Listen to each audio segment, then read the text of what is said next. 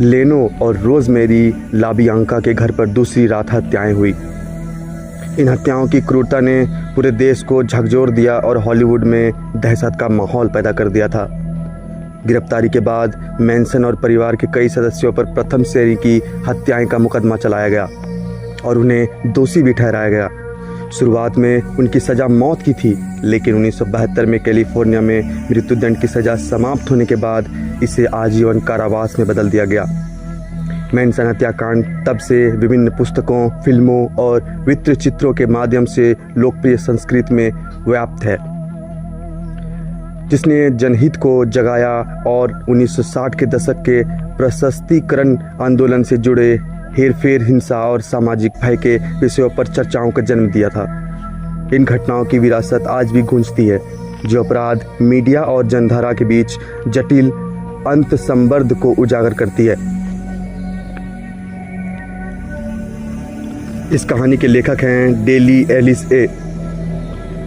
शायद 1960 के दशक की सबसे विभत्स और सनसनीखेज हत्याएं, इन हत्याओं की विचित्र और क्रूर प्रकृति और अपराधियों के पश्चाताप के घोर अभाव ने लॉस एंजिलस और देश के बाकी हिस्सों के लोगों को झकझोर कर रख दिया था। 33 वर्षीय चार्ल्स मैनसन सैन फ्रांसिस्को के हाइट एशबेरी जिले में स्थित स्थापित फैमिली नामक एक खानाबदोश समूह का पूर्व अपराधी नेता था। सुनियोजित यौन क्रीड़ाओं, संगठित नशीली दवाओं के सेवन और अपनी धार्मिक एवं रस्मई शिक्षाओं के जरिए मैनसन अपने अनुयायियों पर काफ़ी प्रभाव डालता था, जो उसे मसीहा मानते थे और उसकी आज्ञाओं का पूरी तरह पालन करते थे। 8 अगस्त 1969 की रात को मैनसन ने परिवार के 5 सदस्य पैट्रिसिया कैनविल्सन, Susan Atkins, Charles Tex Watson, Leslie वॉटहाउसन और लिंडा कसाबियन को हॉलीवुड हिल्स में एक एसेस्ट में भेजा गया, जिसे फिल्म निर्देशक रोमन पोलांस्की और उनकी पत्नी अभिनेता सोरेन टेट ने किराए पर लिया था। आगंतुक स्टीव पेरेंट को ड्राइवे में गोली मारने के बाद कसाबियन को छोड़कर सभी लोग घर में घुस गए, जहां मैनसन के आदेश पर उन्होंने इसके 4 निवासियों की बर्बरतापूर्वक हत्या कर दी। 8 महीने की गर्भवती टेट को 16 बार चाकू मारा गया था। जे सेब्रिंग एक सेलिब्रिटी हेयर स्टाइलिस्ट जो 7 बार चाकू मारा गया और 1 बार गोली भी मारी गई थी। फोल्कर कॉफ़ी भाग्य की उत्तराधिकारी एबिलेग फोल्कर को 28 बार चाकू मारा गया। घर के दरवाजे पर टेट के खून से PIG शब्द का छाप लगा हुआ था, यानी PIG शब्द भी उसके की हत्या कर दी थी, जिसमें कि एक गर्भवती भी थी, जो कि एक एक्ट्रेस थी जिसका नाम था शेरोन टेट, और उनके साथी थे जिसका नाम था जे सिब्रिंग, अबिगेल फोल्कर और जोसेफ फाइलोस्कोई और स्टीवन पेरेंट। इन 5 लोगों की निर्मम तरह से हत्या कर दी गई। अगली शाम परिवार ने लॉस एंजिलस के लॉस फेलिज क्षेत्र में स्थित उनके घर पर सुपरमार्केट के कार्यकारी लेनो लाबियांका और उनकी पत्नी रोजमेरी की भी हत्या कर दी थी, जो कि एक किराना दुकान चलाया करते थे, स्टेशनरी दुकान जो होते जिसमें आप लोग चावल सामान ये वो सुपरमार्केट जैसे होते, वैसे ही उनको निर्मम हत्या कर दी गई वहाँ पे जाके भी। 8 और 9 अगस्त की रात परिवार के 4 सदस्य वॉटसन, सुसान एटकिंस, पेट्रिसिया कैरविंकल और लिंडा कसाबियन स्पेन रेंज से बेनेडिक्ट कैनी के 1050 सिएलो ड्राइव पर गए। ये एक जगह का नाम है, रोड का नाम है। यह घर वहाँ पर था जिसे टेट अपने पति फिल्म निर्देशन रोमन पोलांस्की के साथ साझा करती थी। समूह ने टेट, जो कि 8.5 महीने की गर्भवती थी, और मेहमानों में सेब्रिंग, जो एक सेलिब्रिटी हेयर ड्रेसर थे, उनके स्टाइलिश करते हैं, उनको भी मार दिया गया। फोल्गस काफ़ी भाग्यशाली थी क्योंकि उसका प्रेमी फाइक्रोस्की, जो एक महत्वाकांक्षी पटकथा लेखक था, और पेरेंट, जो गेस्ट हाउस के केयरटेकर थे, उनसे मिलने आया 28 वर्षीय युवक था, उसकी भी हत्या कर दी गई। पोलांस्की घर पर नहीं थे क्योंकि वह यूरोप में एक फिल्म पर काम कर रहे थे। मैनसन एक पंथ नेता और भावी संगीतकार थे। अगली रात मैनसन, लेस्ली वैन हाउटन और स्टीव क्लैम्प ग्रोगन के अलावा सिएलो ड्राइव हत्याकांड के 4 प्रतिभागियों ने 2 और हत्याएं की। मैनसन ने कथित तौर पर कहा कि वह उन्हें यह सब करना सिखाएगा। कसाबियन समूह को 3301 वेरवेली ड्राइव ले गया, जो कि एक जगह है, मेंसन, एटकिंस, ग्रोगोन और कसाबियन के साथ कार में चला गया और बाकी लोगों को लिफ्ट लेकर खेत तक ले जाने को कहा। वॉटसन, क्रेमिकल और वेट हाउटन ने 10 अगस्त की सुबह सुबह इस जोड़े की हत्या कर दी। और हत्या किससे की थी? तो एक 22 कैलिबर की हाई स्टैंडर्ड बंट लाइन स्पेशल रिवॉल्वर थी और क्लैक्स प्रकार बक चाकू भी था। एक चाकू होती है, बहुत नुकीली होती है, उससे उसकी हत्या कर दी गई। 8 अगस्त 1969 की रात को Tex Watson, Susan Atkins, Linda Kasabian और पेट्रोसिया कैन विंकलेन को लॉस एंजेलिस कैलिफोर्निया के बेनेडिक्ट कैन्यन स्थित 1050 सिएलो ड्राइव पर ले गया। वॉटसन का दावा है कि चार्ल्स मैनसन ने उनसे घर में जाकर अंदर मौजूद सभी लोगों को पूरी तरह से तबाह करने का और जितना हो सके उतना भयानक करने का निर्देश दिया था। मैनसन ने महिलाओं से कहा कि वो वॉटसन के निर्देशानुसार काम करें। 8 अगस्त 1969 की रात को Tex Watson, Susan Atkins, Linda Kasabian और पेट्रिसिया कैनविल्केन को लॉस एंजेलिस कैलिफोर्निया के बेनेडिक्ट कैन्यन स्थित 150 सिएलो ड्राइव पर ले गए। वॉटसन का दावा है कि चार्ल्स मैनसन ने उसे घर में जाकर अंदर मौजूद सभी लोगों को पूरी तरह से तबाह करने और जितना हो सके उतना भयानक करने का निर्देश दिया था, यानी कि उन्हें इतना तड़पा के मारा जाए कि उनकी रूहें निकल जाएं। मैनसन ने महिलाओं से कहा कि वे वॉटसन के निर्देशानुसार काम करें, यानी कि उनके बताए जैसे उसे निर्देश दिया गया है, जैसे उसे कहा गया है, वो वैसा ही काम करे। उस शाम सिएलो ड्राइव स्थित घर में फिल्म अभिनेत्री शेरोन टेट, फिल्म निर्देशक रोमन पोलांस्की की पत्नी जो कि सिर्फ 8.5 महीने की गर्भवती थी, उनके दोस्त और पूर्व प्रेमी से जे सिबरिंग, जिनका नाम था, जो एक प्रसिद्ध सेलिब्रिटी थे, एक हेयर स्टाइलिस्ट थे, सेलिब्रिटीज़ के हेयर्स बनाते थे। पोलांस्की के दोस्त और महत्वाकांक्षी पटकथा लेखक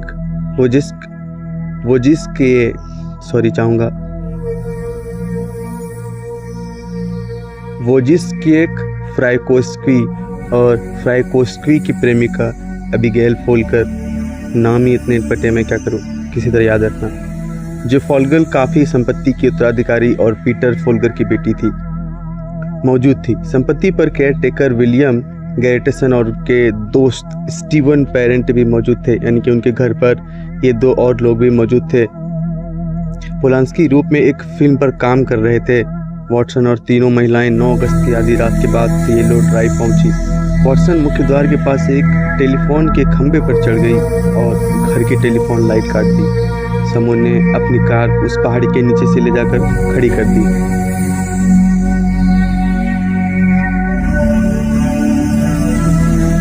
जो एस्टेट की ओर जाती थी और पैदल ही घर की ओर चल पड़े, यह सोचकर कि गेट में बिजली पास गई और इंतजार करने लगी। उसने पर्दा हटा दिया, खिड़की से अंदर आया और एटकिंस और क्रेनविंकल को सामने के दरवाजे से अंदर आने दिया। उसने एटकिंस को फुसफुसाकर कहा और फ्राइकोस्की को जगाया, जो लिविंग रूम के सोफे पर सो रहा था। वॉटसन ने फ्राइकोस्की के सिर पर लात मारी और फ्राइकोस्की ने उससे पूछा कि वह कौन है और यहाँ क्या कर रहा है।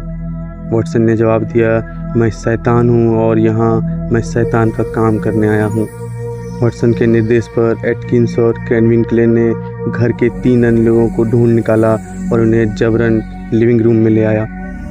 उसने टेट और सिबरिंग को अपने हाथ लाई एक लंबी नायलॉन की रस्सी से गर्दन में बांधना शुरू कर दिया, फिर उसे लिविंग रूम की छत की एक बीम पर लटका दिया। सिबरिंग ने गर्भवती टेट के साथ हत्यारों के दुर्व्यवहार का विरोध किया, इसलिए वॉटसन ने उसे गोली मार दी। फोल्गर को कुछ देर के लिए उसके बेडरूम में उसका पर्स लेने के लिए जाता है और गया। उसने देखा कि हत्यारों को $70 दे दिए। वो डर के मारे उसे $70 दे देती है। इसके बावजूद वॉटसन ने सिबरिंग को 7 बार चाकू मारा। फ्राइकोस्की के हाथ एक तौलिया से बंधे हुए थे, लेकिन उसने खुद को मुक्त कर लिया और एटकिंस से संघर्ष करना शुरू कर दिया, जिसने उसके पैरों पर चाकू से वार कर दिया। वह सामने के दरवाजे से बाहर निकलने और पर्च पर जाने के लिए संघर्ष करता रहा, लेकिन वॉटसन ने उसे पकड़ लिया। उसके सिर पर बंदूक से कई बार वार किए, उसे बार बार चाकू मारा और उसे 2 बार गोली भी मार दी। कसाबियन ने डरावनी आवाज़ें सुनी थी और ड्राइवे में अपनी स्थिति से घर की ओर बढ़ी थी। उसने एटकिंस को बताया कि कोई हत्याओं को रोकने के प्रयास में आ रहा है। घर के अंदर फोल्कर क्रेनविंकल से बच निकला और एक बेडरूम के दरवाजे से पूल क्षेत्र में भाग गया। जो स्विमिंग पूल होता है उस एरिया में वो भाग के छुपने लगा। क्रेनविंकल ने उससे पीछा किया और उसे सामने से लॉन में पकड़ लिया, जहां उसने उसे चाकू मार दिया और उसे ज़मीन पर पटक दिया। वाटसन ने भी फिर उसे मारने में मदद की। उसके हमलावरों ने उसे कुल 28 बार चाकू मारा। फ्राइकोस्की ने लॉन में संघर्ष किया, लेकिन वाटसन ने उसे चाकू मारना जारी रखा, जिससे उसकी मौत हो गई। फ्राइकोस्की को 51 बार चाकू से वार किया गया था और वाटसन की बंदूक के बट से उसके सिर पर 13 बार वार किया गया था, जिससे बैरल मुड़ गया और बंदूक की पकड़ का एक तरफ हिस्सा टूट गया। जो हिस्से नीचे का हिस्सा होता है वो टूट गया, जिससे घटनास्थल पर बरामद किया गया था। पुलिस वालों ने उसे बाद में सबूत के तौर पर रख लिया। घर में टेट ने बच्चे को जन्म देने के लिए पर्याप्त समय तक जीवित शब्द लिख दिया। वैन हाउटन ने उसकी पीठ खोले नितंबों पर लगभग 16 बार चाकू मारा।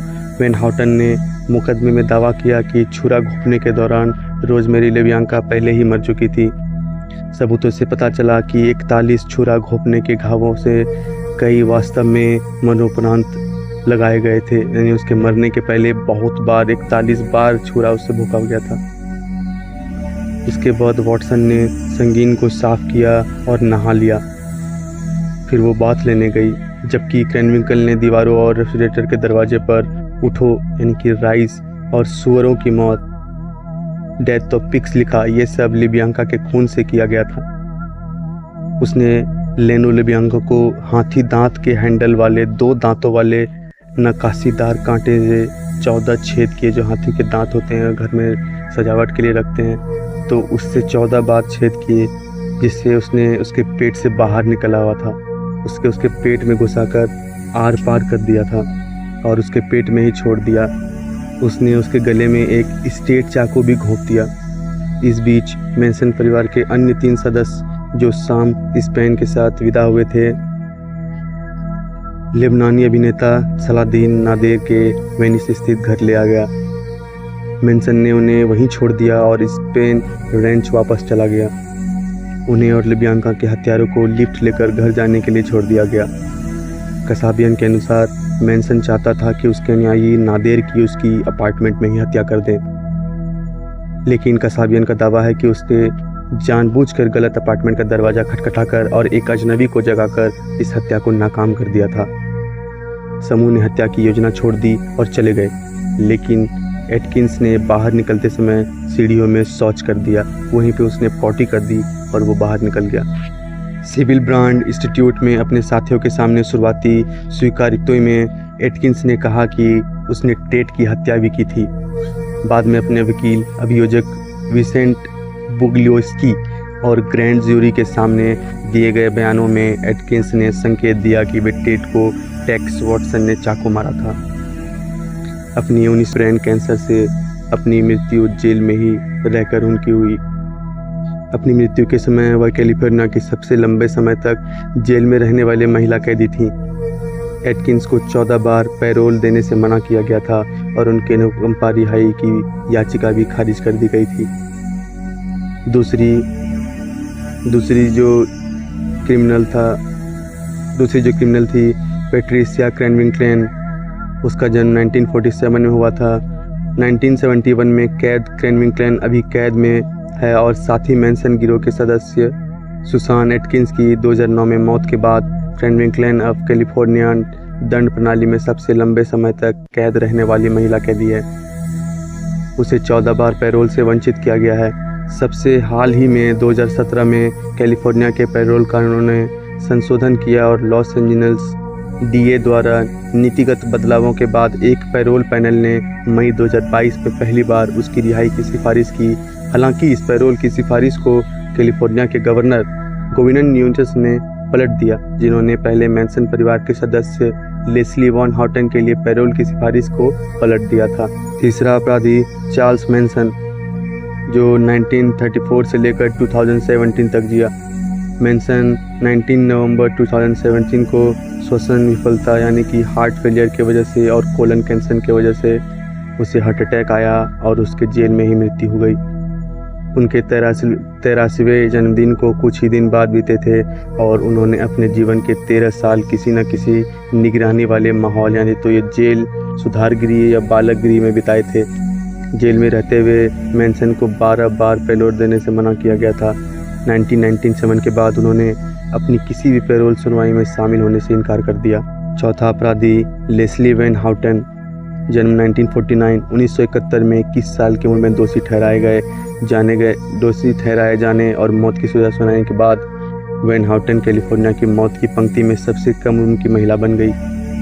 साथ ही हत्या के दोषी मैनसन परिवार की सबसे कम उम्र की सदस्य भी बन गई। उनकी मूल सजा और मौत की सजा को अपील पर पलट दिया गया था। बाद में उन पर दोबारा मुकदमा चलाया गया और पैरोल की संभावना के साथ जेल में आजीवन कारावास की सजा सुना दी गई। 22 बार पैरोल से इनकार किए जाने के बाद उन्हें 11 जुलाई 2023 को पैरोल पर रिहा कर दिया गया। पांचवा और आखिरी अपराधी चार्ल्स टैक्स वॉटसन, जन्म 1945। वॉटसन अभी भी जेल में हैं। उन्हें 17 बार पैरोल देने से मना किया गया है। सबसे हाल ही में 2021 में वॉटसन का दावा है कि जेल में रहते हुए उन्हें पुनर्जन्म लिया और ईसाई बन गए। टेट लेबियांका हत्याकांड ने अमेरिका की अपनी इस पुस्तक को 2 बार टेलीविज़न फिल्म के रूप में रूपांतरित किया गया। पहली बार 1976 में और दूसरी बार 2004 में। 2015 तक हेल्टर स्केपलर प्रकाशन इतिहास में सबसे अधिक बिकने वाली सच्ची अपराध पुस्तक थी, जिसके 7 मिलियन से भी अधिक किताबें बिक चुकी थी। कई फिल्मों में टेट लेबियांका हत्या और उसके बाद के अपराधी मुकदमों का वर्णन किया गया। तो कहानी यहाँ पर समाप्त होती है। अगर वीडियो आपको अच्छी लगी तो प्लीज़ वीडियो को लाइक कीजिए, चैनल को सब्सक्राइब कीजिए, क्योंकि वीडियो बनाने में बहुत ही मेहनत लगती है। जो भी इस चैनल पर नए हैं प्लीज़ चैनल को सब्सक्राइब कर लीजिए, ताकि मैं ऐसे भी और अपडेट्स आपके लिए ला सकूं। धन्यवाद।